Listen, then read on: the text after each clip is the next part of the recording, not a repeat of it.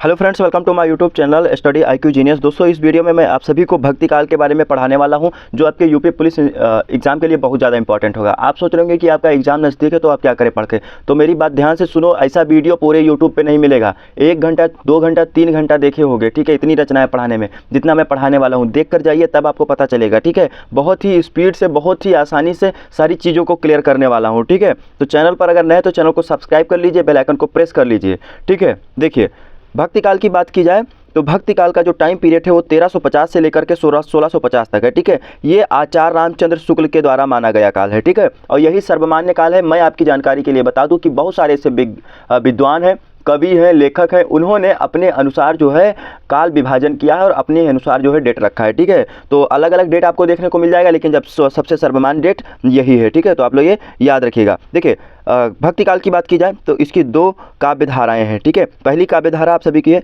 निर्गुण काव्य धारा, ठीक है। और इस निर्गुण काव्य धारा में 2 शाखाएँ थी, ठीक है। दूसरी काव्य धारा आपकी सगुण काव्य धारा, इसमें भी जो है आपके 2 शाखाएँ हैं।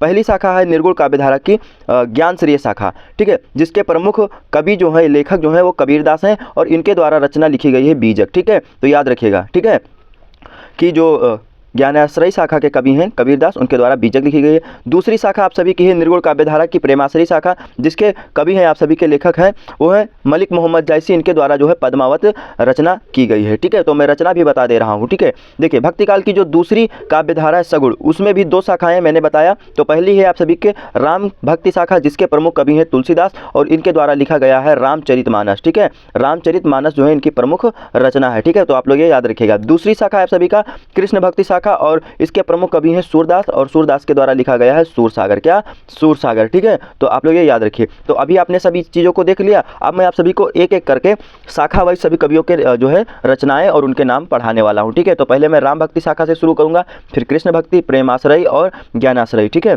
चलिए देखिए, देखिए दोस्तों, यहाँ पर राम भक्ति शाखा, राम भक्ति भक्त कवियों का संबंध रामानंद से है, ठीक है। रामानंद जो है इनसे सभी राम भक्त कवि जितने भी हैं सभी का संबंध इन्हीं से था, ठीक है। और राम भक्ति के प्रमुख जो कवि हुए वो तुलसीदास हुए। उनकी बहुत सारी रचनाएं हैं जो आपके एग्जाम के लिए मोस्ट इंपॉर्टेंट है, इसीलिए उनको मैंने अलग से लिख रखा है, ठीक है। ये तुलसीदास हैं और इनकी रचना देखिए रामचरितमानस, और ये रामचरितमानस जो है रामायण ही है, ठीक है। और इसका जो है भाषा कभी कभी पूछ लिया जाता है, तो ये अवधी भाषा में लिखा है। कौन सी भाषा में? अवधी भाषा में। और अवधी भाषा का सबसे बड़ा महाकाव्य भी है, ठीक है। तो आप लोग ये याद रखिएगा।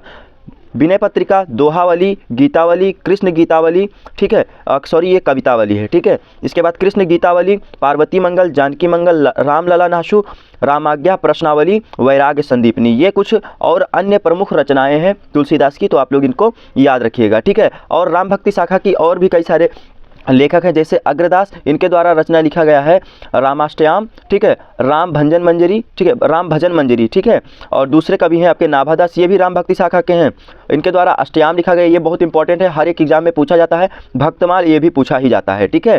केशवदास, रामचंद्रिका, ये जो है प्रबंध काव्य है, तो पूछ सकता है आपके एग्जाम में। और रामानंद, राम आरती, ठीक है, इन्होंने लिखा है, ठीक है। ईश्वरदास, इन्होंने राम मिलान, और यहाँ पर लिखा अंगद पैज, ठीक है, ये जो है ईश्वरदास के द्वारा लिखा गया। अब आपको देखिए, अग्रदास, नाभादास, केशवदास, रामानंद और ईश्वरदास और तुलसीदास, ये कौन से शाखा के कवि हैं? तो राम भक्ति शाखा के कवि हैं, ठीक है। जितनी रचनाएं पढ़ाएं उसी शाखा से संबंधित है, तो याद रखिएगा। अब देखिए कृष्ण भक्ति शाखा, देखिए कृष्ण भक्ति शाखा के दार्शनिक पीठिका वल्लभाचार्य द्वारा तैयार किया गया, ठीक है। देखिए, वल्लभाचार्य के द्वारा जो है कृष्ण भक्ति के सभी कवियों को जो है तैयार किया गया था, जिसमें अष्टछाप कवि इन्होंने बनाए। और कृष्ण भक्ति शाखा के प्रमुख कवि जो थे वो सूरदास थे, ठीक है। और अष्टछाप कवियों में से देखिए यहाँ वल्लभाचार्य और विठलनाथ, ठीक है, इन सभी के पास 4-4 शिष्य थे और ये 8 जो है शामिल थे अष्टछाप कवि में। तो वल्लभाचार्य के शिष्य थे सूरदास, कुंभनदास, पद्मानंद दास, ठीक है, परमानंद दास और कृष्णदास, ये 4 हो गए। अब देखिए विठलनाथ के, इनके छित स्वामी, गोविंद स्वामी, चतुर्भुज दास और नाभादास,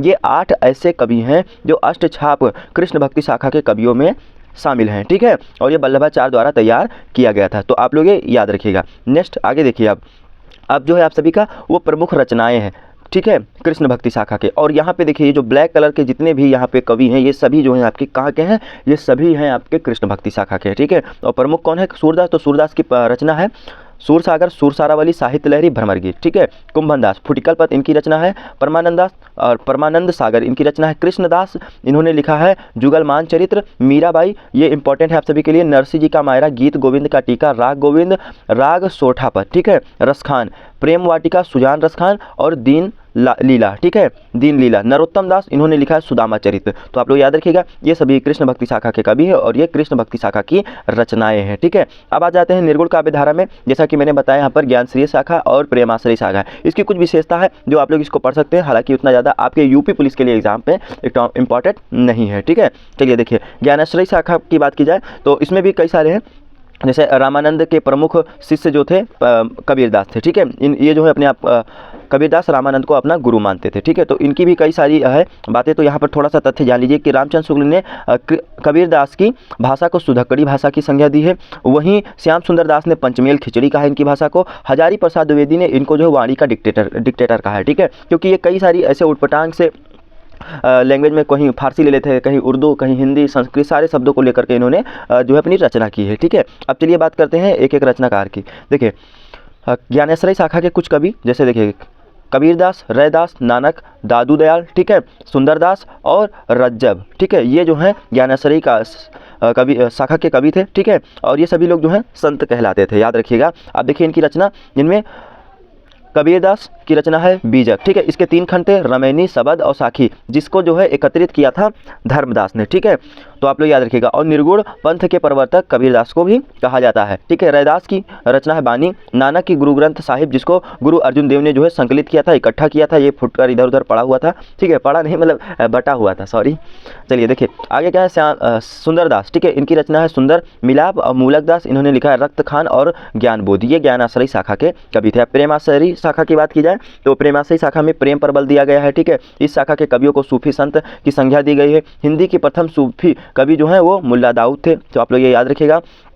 और यहाँ पर देखिए सूफी साधना के 4 संप्रदाय थे, चिश्ती थे, सोहरवादी थे, कादरी थे और नक्शबंदी थी। तो आप लोग याद रखिएगा। प्रेमाश्रय शाखा के जो प्रमुख कवि थे वो मलिक मोहम्मद जायसी थे। इनकी रचना जो थी वो आपकी पद्मावत है, ठीक है। अब देखिए इनकी रचना और रचनाकार की बात की जाए प्रेमाश्रय शाखा की, और ये लास्ट है आप सभी का। देखिए आसाहित, इनकी रचना है हंसावली, मुल्ला दाऊद, चंदायन और लोरा कहा, ठीक है। मंझन, मधुमालती, कुतुबन, मृगावती, उस्मान जो चित्रावती, जायसी जो है पद्मावत, अखरावट, आखिरी कलाम और कान्हावत। ये आप लोग याद रखिएगा, मोस्ट इंपॉर्टेंट है आप सभी के लिए।